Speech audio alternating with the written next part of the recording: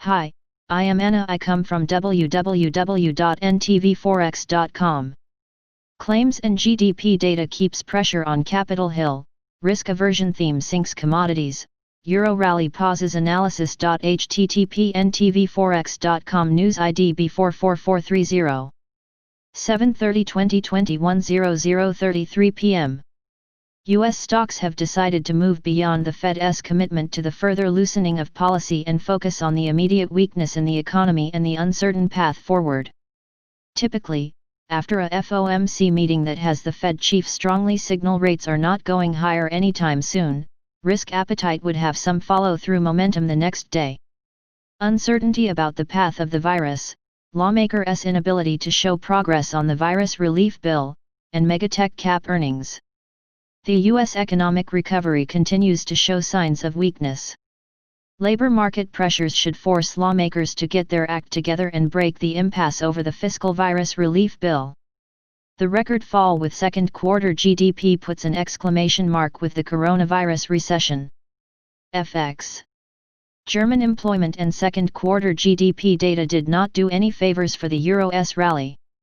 Germany's record drop in GDP fuels extra concern that the rest of Europe might have a deeper slump. The July employment report in Germany was a small dose of good news. German unemployment fell by 18,000, the first decline in 4 months and much better than the expected 41,000 increase. Unemployment concerns are growing for Europe, but expectations are still high that rebound will be strong and outperform the US.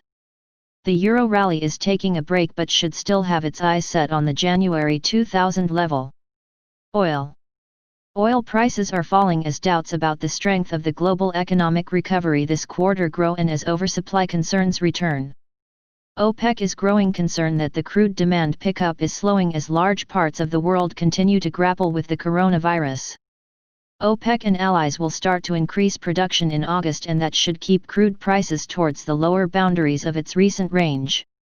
Vopak, the world's largest independent oil storage company, also added to oversupply concerns yesterday after noting their tanks are still getting filled.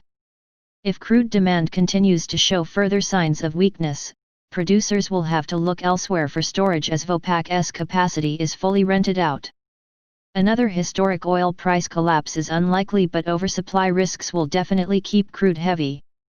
In the US, new cases are declining slowly, while hospitalizations have stabilized.